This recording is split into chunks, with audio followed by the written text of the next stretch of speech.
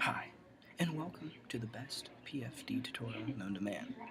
To first prove my credentials to you and how you should take this video serious, my novice year of PFD, I made it to nationals and was one ballot away from making it to top 10 in the nation. So to some degree, I don't know everything, but I do know some of what I'm talking about, so please take what I say serious. In this video, we'll cover several different parts of PFD. In part 1, we'll talk about exactly what PFD is.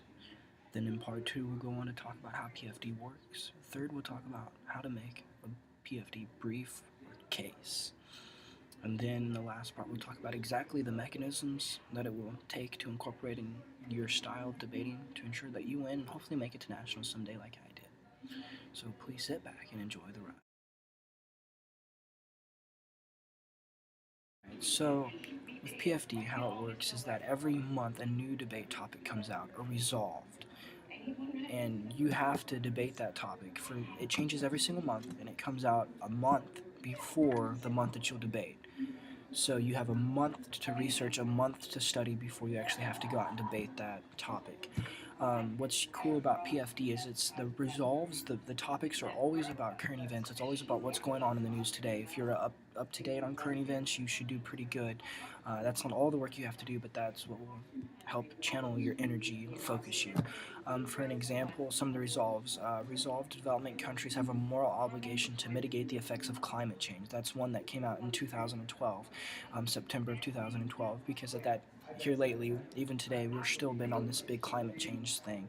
You've been hearing a lot about that in the news, global warming and such. Another one from 2013 on balance, the Supreme Court decision in Citizens United versus Federal Elections Commission harms the election process. It's around election times. It deals with things that affect everybody. It's public forum. I can't stress that enough about how much about the public it really is.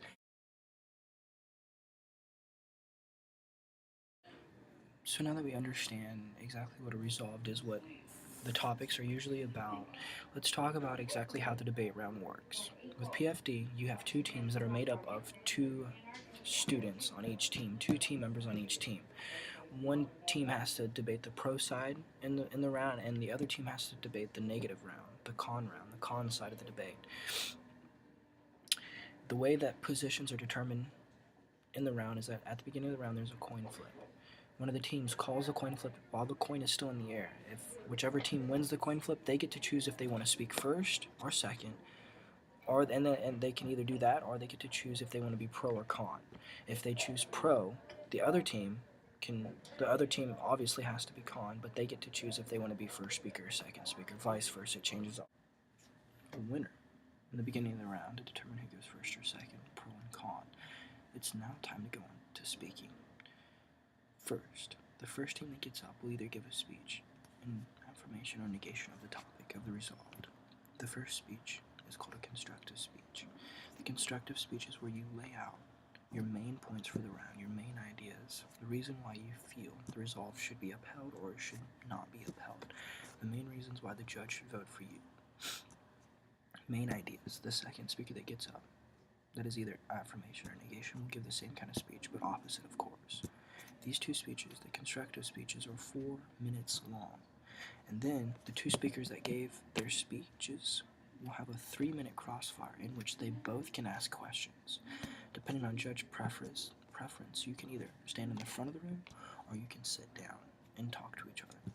Crossfires, these interrogation times where you ask questions to each other, are not to be overdone. The loud person doesn't always win. The aggressive person doesn't always win. As this is public forum, you want to be more cordial and more nice and friendly with people. So then after the 3-minute cross-examination, Team A, their second speaker, will stand up and give the rebuttal.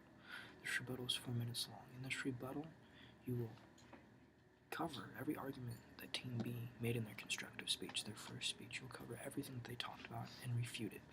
And then you go on to extend your partner's argument made in that first speech. And then Team B will get up and their second speaker will give their rebuttal and do the same exact thing. That is 4 minutes long as well. And then there's another crossfire that's 3 minutes long between the two second speakers. And then in the closing parts of the round, Team A, their first speaker, will give up and give a summary of the round and break down the main points of why you want to win. of what should make you win in today's round. The summary speech is only 2 minutes long, and after their speech, Team B, their first speaker, will stand up and give a summary of why they think they should win in today's round, and that speech is 2 minutes as well. And then, in my opinion, the best part of PFD is the Grand Crossfire. This is the part of the round where all speakers, all 4 kids in the room, will either stand up, depending on judge preference again, in the front of the room, or they can sit, and all 4 speakers get to ask each other questions. This is really heated, gets really intense, and I love it. This crossfire is 3 minutes as well, just like the other ones. And then after Grand Crossfire, Team A, their second speaker, will give the final focus, the last shot of the round. This is a 2-minute speech that boils down usually one main point of why you think the judge should vote for you. The main consensus of why you feel like you're winning the round. It has to be quick and snappy to the point, as you only have 2 minutes. Then Team B, their second speaker, will get up and they'll give their final focus, their last shot, which is 2 minutes as well. Now, moving on to the next part of what PFD is. We'll be talking about the case or the brief and how to make it and what it should look like. First, you'll start off with an introduction, an opening statement that usually includes your main positions in the round, as well as stating the resolve for the benefit of the judge. Then you'll go on to list contentions. Since the length of the speech is only 4 minutes long, for the most part, you want to ensure that your points are pretty concise. If you're familiar with parliamentary debate or policy, it's quite different, as you don't have to have an abundance of sources backing up your evidence, and you don't have to state actual cards. You only have to have the main synopsis of what an article might say, and you have to cite where you got the article from, your information, with the date. And then you'll at the end of the case, you'll go on to have a conclusion. At this point, you'll sum up briefly each argument and tell the judge exactly why you feel you should win the round. And then if you do that, it should be pretty good.